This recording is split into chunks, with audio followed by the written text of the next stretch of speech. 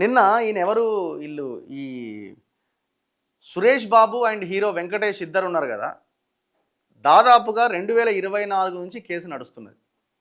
నందకుమార్ అనేట ఆయన నా హోటల్ని గులగొట్టి గిన్నెలు గిలాసాలు స్పూన్లను ఎత్తుకపోయిండు సురేష్ బాబు.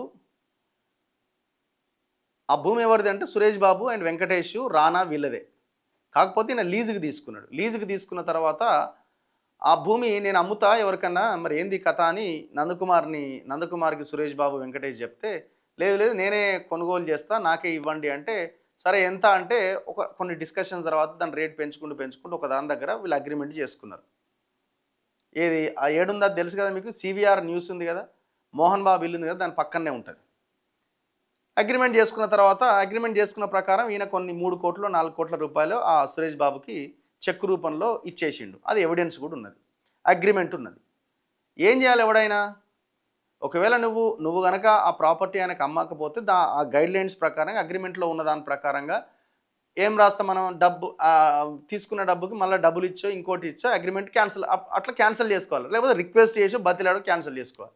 ఏం చేసిండు దొంగ సురేష్ బాబు, ఈయనకు ఆల్రెడీ అగ్రిమెంట్ ఉండగా ఇంకొక ఆయనకు అగ్రిమెంట్ చేసిండు, రెండో వ్యక్తికి అగ్రిమెంట్ చేసిండు. రెండో వ్యక్తికి అగ్రిమెంట్ చేసి మరి ఫస్ట్ వ్యక్తికి అన్ని ఇవ్వాలి, సెకండ్ వ్యక్తికి అన్ని ఇవ్వాలి కదా. ఈయనకి లేదు, అసలు రెండో అగ్రిమెంట్ చేయడమే క్రైమ్. ఫస్ట్ ఆయనకి లేదు, సెకండ్ ఆయనకి లేదు, పోయి ఆ కొడుకు రానా పేరు మీద రిజిస్ట్రేషన్ చేసిండు భూమి. ఇంత చోరుగాలు ఉన్నారు చూడండి. అది కోర్టులో కేసు నడుస్తున్నది. కేసు ఏమైంది, 2024 నుంచి కేసు నడుస్తున్నది. కోర్టు చాలాసార్లు అయ్యా నువ్వు రావాలి కోర్టుకు అని ఇద్దరిని ఆదేశిస్తున్నది. ఇంతవరకు నిన్న కూడా ఆర్డర్ ఏమైనా ఇంకా ఎందుకు వస్తలేడినా, మీరు రాకపోతే నాన్ బెయిలబుల్ అని, నాన్ బెయిలబుల్ అంటారు కానీ ఇంతవరకు నాన్ బెయిలబుల్ కూడా వారెంట్ కూడా ఏం జరగలే, ఇష్యూ చేయలే. కానీ కోర్టు 2024 నుంచి చెప్తూనే ఉన్నది రావాలని, అయినా కూడా వస్తలేరు. నువ్వు కోర్టుకు రాకుండా ఒకవైపున దొంగ పని చేసి, లంగ పని చేసి, డబల్ అగ్రిమెంట్ చేసి, కొడుకు పేరు మీద రిజిస్ట్రేషన్ చేసి, సిగ్గుండాలి కదా కొంచెమన్నా సురేష్ బాబు. ఏజ్ పెరగంగానే అయిపోతా, అది మెదడు తలకాయలు ఉండే పని చేస్తున్నా మోకాలకు జారిందా. సరే ఆయనకంటే సిగ్గు లేదు సురేష్ బాబుకి. వెంకటేష్కి ఏం పుట్టింది, నువ్వు చేసింది క్రైమ్, అందుకే ఇట్లా మాట్లాడాల్సి వస్తుంది. నువ్వు ఫ్యామిలీ హీరోవి, పెద్ద పెద్ద మాటలు చెప్తావు. నీ తెలివి ఎక్కడ పోయింది, అన్న మెడలు వంచి బుద్ధి ఉండాలి, జ్ఞానం ఉండాలేమన్నా, కామన్ సెన్స్ ఉండాలని చెప్పాలి కదా. నిన్న ఆ కేసు మళ్ళా కోర్టులో వచ్చింది. కోర్టు ఏమన్నది,